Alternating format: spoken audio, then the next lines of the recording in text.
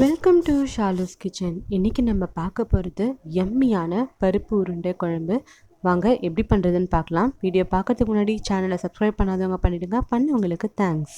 இப்போ பருப்பு உருண்டை செய்கிறதுக்கு 1 கப் கடலைப்பருப்பை நான் 2 மணி நேரம் தண்ணியில் ஊற வச்சுருக்கேன். அதை ஒரு மிக்ஸி ஜாருக்கு மாற்றிக்கலாம்.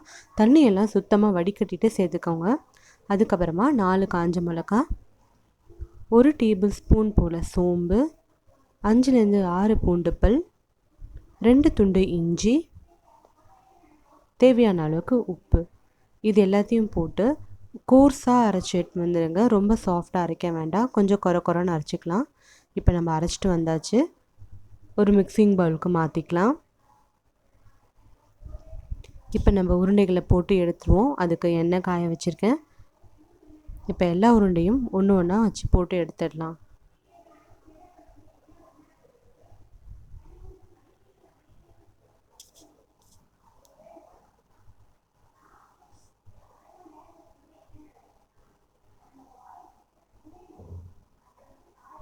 இந்த உருண்டைகள் எல்லாம் பொன்னிறமாக மாறினதுக்கு அப்புறமா நம்ம எடுத்துடலாம். இப்போ பார்த்திங்கன்னா கலர் சேஞ்ச் ஆகிடுச்சு. நாம் இந்த ஸ்டேஜில் எடுத்துடலாம்.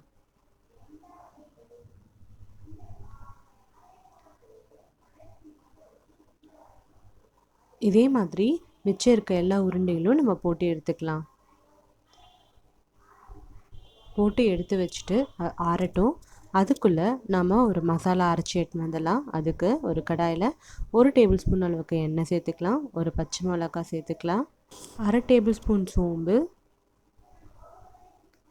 1/2 டேபிள் ஸ்பூன் ஜீரகம், 10 சின்ன வெங்காயம், இதெல்லாம் போட்டு நல்லா வதக்கிக்கலாம்.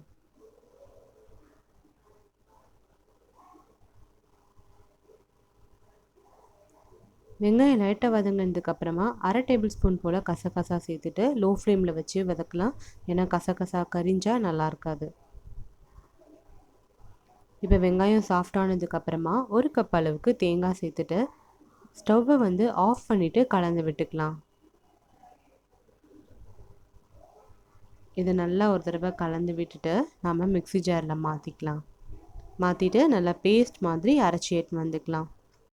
இப்போ நம்ம குழம்பு ரெடி பண்ண ஆரம்பிக்கலாம். அதுக்கு அதே கடாயில் 2 டேபிள் ஸ்பூன் அளவுக்கு சமையல் எண்ணெய் சேர்த்துக்கலாம். 1 துண்டு பட்டை, 4 கிராம்பு,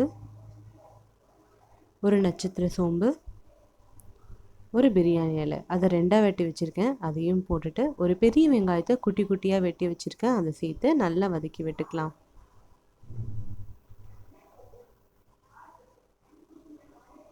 வெங்காயம் நல்லா வதங்கினதுக்கப்புறமா 1/2 டேபிள் ஸ்பூன் போல் இஞ்சி பூண்டு பேஸ்ட்டு சேர்த்துட்டு நல்லா வதக்கி விட்டுக்கலாம். வெங்காயம் நல்லா வதங்கினதுக்கப்புறமா நம்ம மசாலா சேர்க்கலாம். 1/4 டேபிள் ஸ்பூன் அளவுக்கு மஞ்சள் தூள், 1/2 table spoon garam masala, 3 table spoon குழம்பு மிளகாய் தூள் நான் சேர்த்துருக்கேன். உங்கள் காரத்துக்கு ஏற்ற மாதிரி நீங்கள் கூட்டவோ குறைக்கவோ செஞ்சுக்கோங்க. மிளகாத்தூள் சேர்த்ததுக்கப்புறமா நல்லா வெங்காயத்து கூட ஒரு தடவை மிக்ஸ் பண்ணி விட்டுக்கலாம். நல்லா மிக்ஸ் பண்ணதுக்கப்புறமா 3 தக்காளியை நான் அரைச்சி வச்சுருக்கேன். அதையும் சேர்த்து நல்லா கலந்து விட்டுக்கலாம்.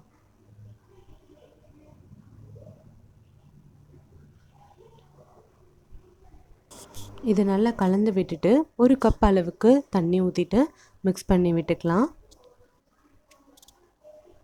இப்போ நம்ம மிக்ஸ் பண்ணது ஒரு கொதி வந்துட்டு எண்ணெய்லாம் பிரிய ஆரம்பிக்கும். இப்போ பார்த்திங்கன்னா எண்ணெய் நல்லா பிரிஞ்சு வந்திருக்கு. இந்த ஸ்டேஜில் நம்ம அரைச்சோம்ல மசாலா, அதை நம்ம ஆட் பண்ணிக்கலாம்.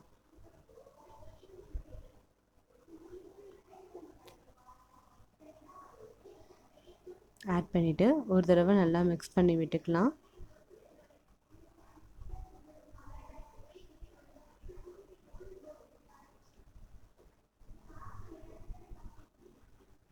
இப்போ நம்ம குழம்புக்கு தேவையான அளவுக்கு தண்ணி ஊற்றிக்கலாம்.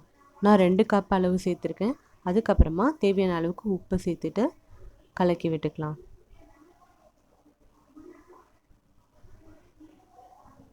இது நல்லா ஒரு 10 நிமிஷம் போல் நல்லா கொதிக்கட்டும்.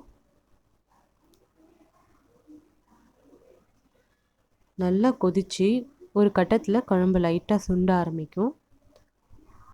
இந்த ஸ்டேஜில் நம்ம ஆல்ரெடி பொரிச்சு வச்ச உருண்டைகளை சேர்த்துக்கலாம்.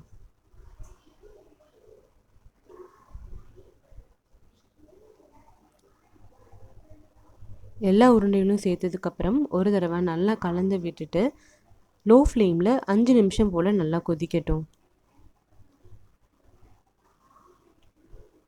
5 மினிட்ஸ்க்கு அப்புறமா கொத்தமல்லி சேர்த்து ஒரு தடவை மிக்ஸ் பண்ணி விட்டுட்டு ஆஃப் பண்ணிக்கலாம். குழம்புல இப்போ உருண்டைகள் எல்லாம் ஊறி சாப்பிடவே நல்லா ஜூஸியாக இருக்கும். நீங்களும் உங்கள் வீட்டில் ட்ரை பண்ணி பார்த்துட்டு எனக்கு கமெண்ட் பண்ணுங்கள். சேனலை லைக் பண்ணுங்கள், சப்ஸ்கிரைப் பண்ணுங்கள். தேங்க்யூ ஃபார் வாட்சிங் ஷாலூஸ் கிச்சன்.